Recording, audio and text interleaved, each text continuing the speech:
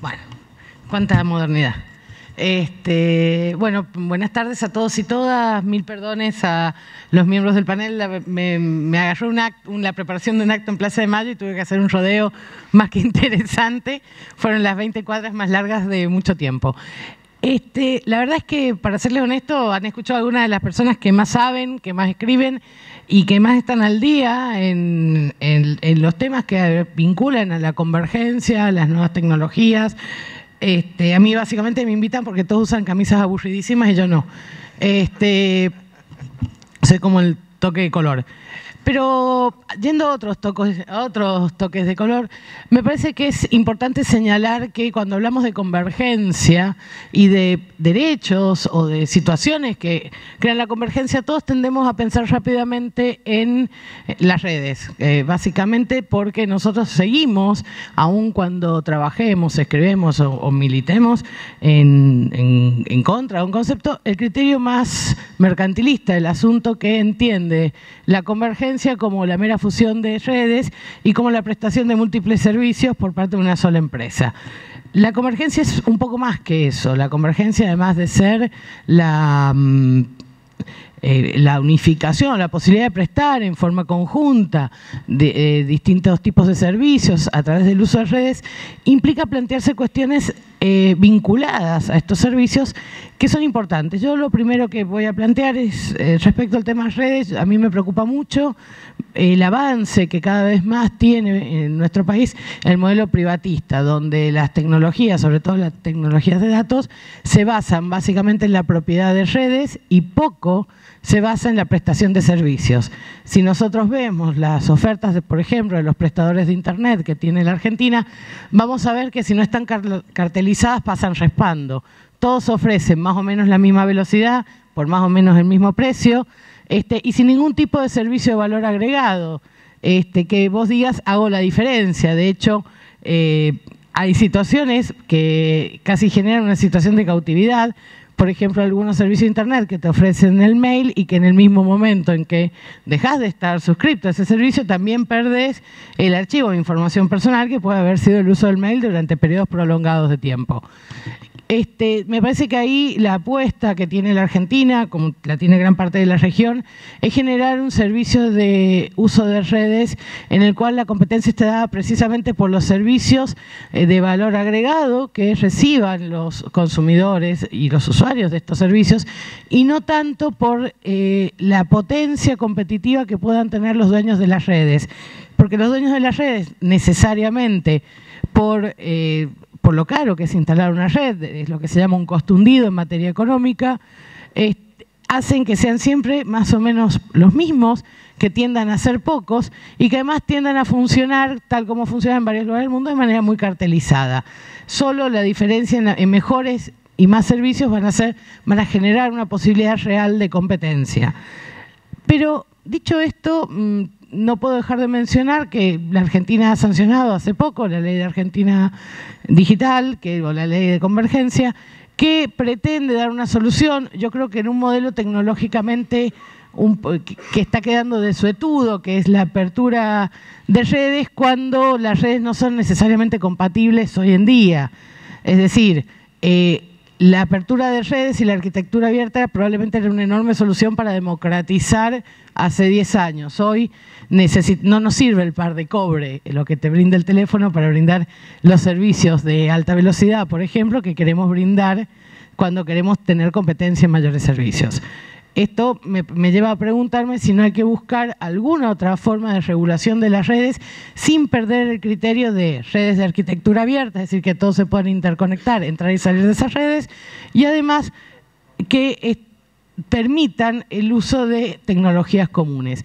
Pero también la convergencia nos pone en otro escalón, y esto hace muchos años lo escribió un teórico, en realidad es israelí, pero trabaja en Inglaterra, en un libro que se llama, no me pidan que pronuncie el nombre, porque soy sanjuanina, no me va a salir, en un libro muy bueno que se llama La riqueza de las redes, que plantea una de las cosas que a mí me preocupa cuando analizo la convergencia, que es que el modelo privatista no solo avanza en materia de propiedad de las redes, también avanza en materia del software y el hardware para el acceso a la información. Y me parece que en este sentido sí tenemos una deuda pendiente, que es no estamos regulando adecuadamente lo que sería el último escalón del usuario en el acceso a estas tecnologías convergentes. ¿Qué quiere decir esto? Nosotros aceptamos con total naturalidad que, por ejemplo, con tu iPad va a haber portales a los que no podés entrar porque el software no es compatible, o vas a tener que recurrir a programas soporte que te ayuden. Y me parece que pensar un software que universalice el acceso a la tecnología es un tema que al menos tenemos que discutir en materia de convergencia. Como así también las modalidades de la propiedad privada de lo que es el último aparato de acceso, como por ejemplo las computadoras, lo cual me lleva a pensar en que hay políticas que a mí me parecen muy exitosas, que es proporcionarle a determinados sectores, al menos este aparato, pienso en el programa que tiene adelante la Argentina, como Uruguay también, donde se entregan las computadoras sorteando el escalón de la dificultad económica de acceder al dispositivo de acceso, valga la redundancia. Y finalmente otro tema, estoy planteándolo porque tengo menos tiempo, por eso voy corriendo, es ¿a qué accedemos? Hay una discusión que en este caso yo creo que la Argentina va a contramano de lo que debería ser un criterio de apertura en un marco de tecnologías convergentes, que tiene que ver con la disputa entre derechos de propiedad intelectual y los bienes culturales entendidos como derechos. Si nosotros analizamos la legislación argentina de los últimos años, vamos a ver que ha tendido a incrementarse el resguardo y la protección de la propiedad de los derechos intelectuales, y eso implica una verdadera traba. No porque no sea legítimo que el creador o el escritor cobre o reciba una ganancia por su creación artística, pero sí me parece importante señalar que nunca esta ganancia puede ir en detrimento del acceso a un bien cultural que va a tener un ciudadano común. Dicho en buen criollo, me parece perfecto que cobren los camarógrafos del Mundial del 86. Lo que nadie le puede poner es un precio a acceder al gol de Maradona. Y esto me parece que es claro y lo tenemos que pensar, porque nosotros seguimos pensando que los contenidos, es decir, regulamos las redes, facilitamos el acceso a los dispositivos, pero los contenidos siguen siendo un escalón en el cual seguimos admitiendo como perfectamente válidos el acceso condicionado por pautas económicas. Yo creo profundamente que en los tiempos que corren, los bienes culturales no solo son esenciales, sino que además son constructores de identidad, de forma tal que como hace 10 años, si no veías una novela, probablemente no tenías de qué hablar en el trabajo al otro día. Hoy el acceso a determinados bienes culturales, programas, música, hace que puedas integrarte, puedas compartir o formar parte de determinados grupos identitarios, y esto me parece trascendente. Y me parece que la apuesta no es hacerlos cada vez más caros, ni tampoco ir por la solución fácil, que es que lo subsidie el Estado, sino por el desafío que tienen quienes producen este tipo de bienes, de generar nuevas estrategias de comercio y nuevas estrategias de ganancia. Un ejemplo claro de esto fue en la Argentina el caso Cuevana. Cuevana era un portal en el cual uno podía ver series y películas que claramente no habían sido comprados los estudios que los producían. Luego de una gran demanda, algunos estudios llegaron a un acuerdo con los proveedores donde le proporcionaban los contenidos y lo usaban como manera también de promoción. Yo recuerdo haber discutido, por ejemplo, con la gente de algunos de estos estudios, y diciéndoles, miren, cualquier persona, están cambiando los hábitos de consumo de estos bienes culturales. Yo ya no me voy a apurar para llegar a mi casa a ver un programa a una determinada hora. O voy a tener un sistema que lo graba, o voy a buscarlo por internet a la hora en que lo pueda ver. Me parece que hay que aprovechar estos nuevos hábitos de consumo para generar nuevos nichos de mercado. ¿Cuánto me queda? Para generar nuevos nichos de mercado y nuevas formas de generar ganancia con estos bienes que no significan a priori excluir a alguien por motivos económicos. Dicho en buen criollo, me parece que la mayoría de los que estamos acá presentes estaríamos bastante de acuerdo en poder acceder a alguna película que se acaba de estrenar en algún otro país, bancando o soportando una publicidad abajo o 5 minutos de publicidad previa. Para ellos podría significar una enorme ganancia, y para nosotros también significa la enorme ganancia de poder acceder desde la comodidad de tu casa a un contenido sin que para ese contenido tenga que pagar un arancel. Tanto es así que incluso los sistemas arancelados, como Netflix, por ejemplo, claramente le están ganando la batalla a los más sofisticados sistemas de archivo de contenidos que te ofrecen los sistemas de televisión tradicional. Es decir, ¿cuál es un hábito de consumo? Difícilmente alguien grabe en el decodificador digital, que tiene la posibilidad de grabar, toda una serie. Ahora, es probable que cualquiera de nosotros diga, bueno, este es el fin de semana de Walking Dead. Y veas 1 o 2 temporadas en forma continuada desde un proveedor que te lo permite. Bueno, pensar estas posibilidades de acceso implica que no tenés que tener gente o personas con accesos de primer grado o personas con accesos de segundo grado. ¿Qué significa?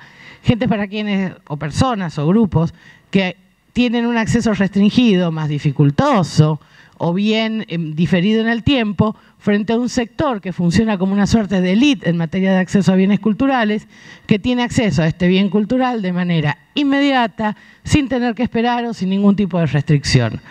Finalmente, y otro tema que sí me parece importante señalar, es que difícilmente cualquiera de las medidas que tiendan a democratizar no solo las vías de acceso a la información, sino a la propia información, y cuando hablo de información incluyo bienes culturales, tiene que tener en cuenta el aspecto fundamental del Estado regulador.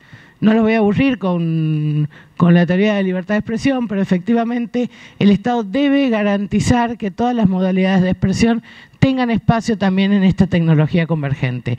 Esta garantía del Estado implica no solo la supresión de barreras artificiales, y pienso algunos temas, por ejemplo, el control del tráfico. A mí me preocupa profundamente que hablemos de mundo convergente y sigamos aceptando que el poder de policía sobre la información que está circulando por las redes no está sujeta a ningún control estatal, porque básicamente es un proveedor o un indexador el que define qué es publicable y qué no es publicable. Dicho de otra forma, hace poco en Argentina un fallo respecto a un buscador, Google, me pareció excelente la respuesta, pésimo el camino. La verdad es que la gran preocupación de empezar a penalizar a los indexadores de contenido es que los indexadores de contenidos tengan vía libre para decir que no suben o no le dan o no jerarquizan determinados contenidos porque les podría generar responsabilidades ya sea civiles o penales en algún lugar. Sí me parece importante señalar que de todos modos hoy mucho de lo que circula en Internet depende de la voluntad, buena o mala, de determinados proveedores de información. Y ahí hay un tema a discutir. El poder de policía no está en manos de los estados, y no hablo del Estado en forma el Estado argentino, sino los estados. Yo creo que acá hay que buscar acuerdos internacionales que permitan como se han regulado algunas áreas, también, porque cuando se hace a nivel estatal nos encontramos también con cosas que en el mejor de los casos podemos llamar excesos, como la doctrina de la seguridad nacional aplicada a permitir todo tipo de espionaje informático. Finalmente, y con esto voy a terminar, me parece importante que la regulación no solo esté en manos del Estado, sino que además este Estado garantice cuotas mínimas de acceso. Nuevamente, me parece sumamente importante que haya sectores que no solo tengan las facilidades, sino incluso aquellos lugares donde a priori habría facilidades, estén esas facilidades disponibles. Pienso en los espacios abiertos de conectividad, que no solo involucran escuelas o sectores educativos, pienso en espacios donde las actividades se puedan hacer de manera abierta, pienso en modelos de educación a distancia, en el cual la entidad educadora provee de las herramientas tecnológicas para que esta actividad convergente tenga, además de un fin lúdico, puede ampliar sus fronteras de utilidad a esquemas mucho más amplios, qué redundante que estoy, a esquemas mucho más generosos que el consumo de Internet o de datos o de información que hacemos. Me parece que hay que entender que muchas veces cuando hablamos de estos temas estamos entendiendo el enfoque del tema desde una perspectiva de quien a priori tiene vías de acceso a la información y a los contenidos. Pocos de los que estamos acá diríamos que no tenemos reales vías de acceso, pero hay que pensar quienes por motivos geográficos, económicos, culturales o educativos realmente tienen dificultades en el acceso.